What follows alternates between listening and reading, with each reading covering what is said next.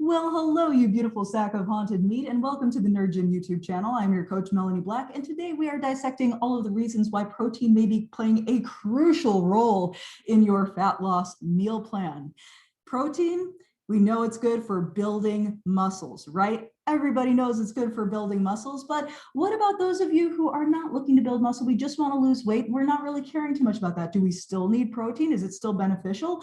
After all, protein has 4 calories per gram. Carbohydrate has 4 calories per gram. As long as we're reducing calories, aren't we still losing weight? Isn't that all that really matters for fat loss? Well, maybe. We're going to discuss all the reasons why you may want to incorporate more protein into your nutrition plan and hopefully give you some motivation if you're having difficulty doing that in ways you can really get the benefits of that protein and get it in there, and why some unusual reasons why you might even want to.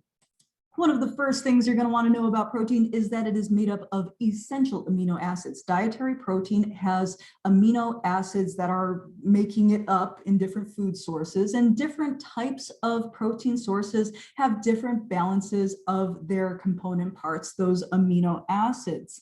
Now, while there are 21 amino acids that you find out in the proteins in the world, there are but 9 of them that are essential amino acids, meaning your body cannot synthesize them on its own. You have to get them from food sources because your body can't make them on its own. So there are essential, this way, there we go. There are essential amino acids. There are also essential fatty acids from fat that you can't make on your own, and essential amino acids from protein that you can't make on your own. There are no essential carbohydrate acids. So that is technically why people can do very, very low carb diets, although I'm not necessarily a proponent of that. Carbohydrates definitely play a wonderful role in our nutrition and our energy level, but that's a conversation for another day.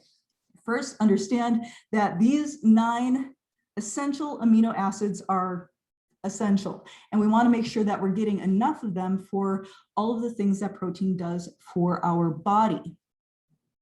Now, if you are an omnivore and you consume animal sources of protein, you may never need to look at a chart like this, but if you are a vegetarian or vegan, it will serve you well to look at the amino acid spectrum on your protein foods that are vegetarian and vegan to make sure that you get a good balance of the amino acids, of those 9 essential amino acids. So in other words, if you get falling into a rut where you're only getting your protein from soy, for example, although soy is technically a complete protein, it is very low in tryptophan, which is a protein that you can get from peas and pea-sourced protein powders and all that other kind of stuff.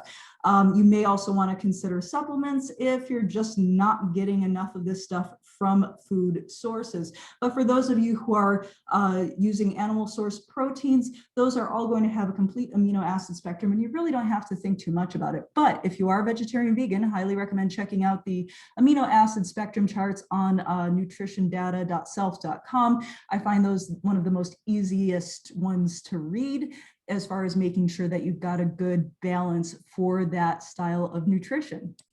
Okay, so you know these amino acids are essential for muscle and tissue repair, but how are they going to help you out with your weight loss specifically?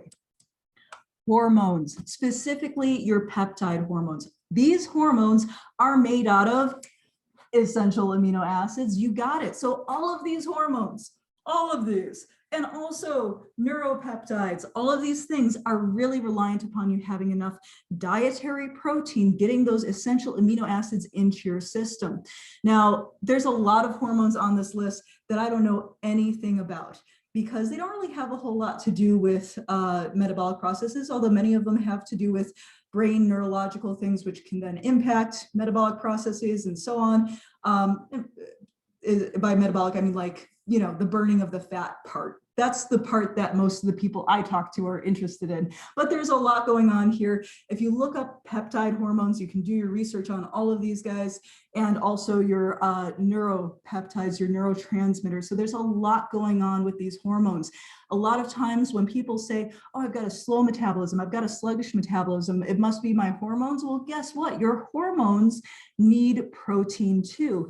And we're just going to zero in on a few of these that I know a little bit about. Insulin, peptide hormone. depends on having those essential amino acids. Insulin removes sugar from the bloodstream, where if it remains in the bloodstream, becomes toxic, turns your blood thick and syrupy like syrup, which is why diabetics will lose eyesight and limbs if it goes untreated. Bad things like that happen.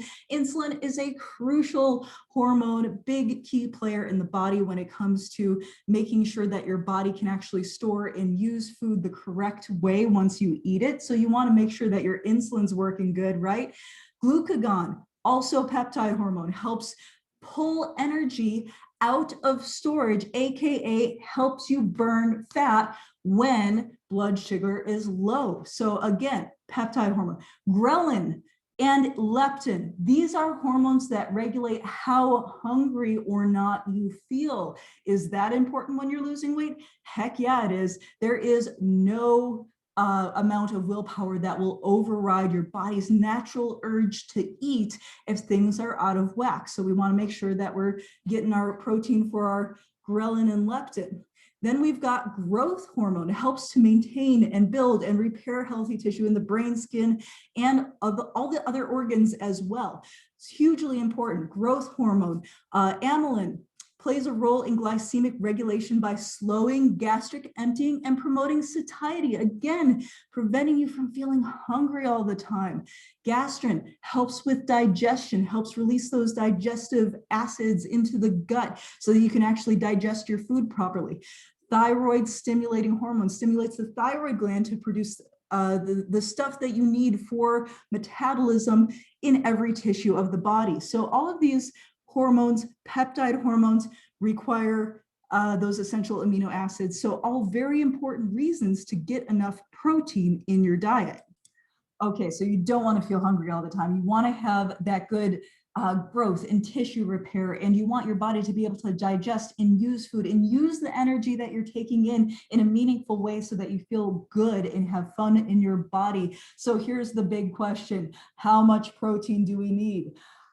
Unfortunately, the answer to this one is a wee bit murky, but there are some good guidelines that we have to go off of. Now, one of my absolute favorites comes from the realm of bro science. Yes, I fully admit this. While there is no scientific studies that say that this is a bad idea, there's also no conclusive evidence that this formula is the perfect formula.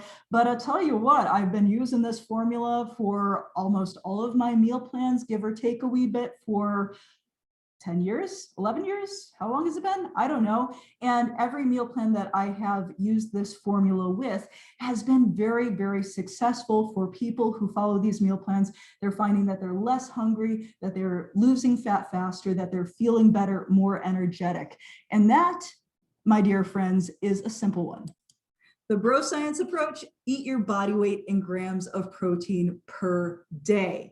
Yes, so that's the idea, is if you weigh 150 pounds, you would eat 150 grams of protein. Now that's a lot for a lot of people, and especially for people who are overweight. Like if you're 350 pounds, you're not gonna wanna eat 350 grams of protein per day. So typically for my meal plans, what I do is I go off of the BMI chart to get a starting base weight for an individual, and I choose the number that's on the leaner end, healthy, normal, leaner end of the BMI, and start with that number and say, okay, whatever that number is, that's the grams of protein, or times 2 if you're using kilograms, okay? So protein can play a really essential role in making you feel and look great. Now, if you're a vegetarian, vegan, don't worry about it. There's plenty of options out there for you too, but be mindful of the fact that often things that are marketed as a good source of protein or cited as being a good source of protein are not necessarily a plentiful source of protein.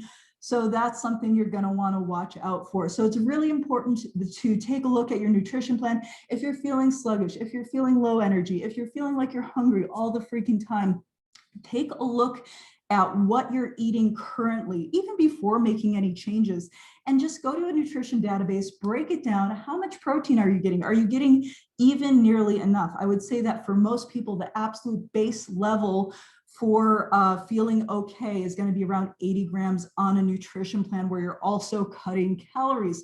Now, keep in mind, yes, you still have to cut calories. There's no magic macronutrient that's going to overcome a caloric imbalance if you're way overeating your calories, but making sure that about 30% of your total caloric intake for a nutrition plan, or about your lean body weight in grams of protein, is what you're consuming. That will ensure that you're getting enough or more than enough for your goals of feeling amazing, losing weight, all that good stuff.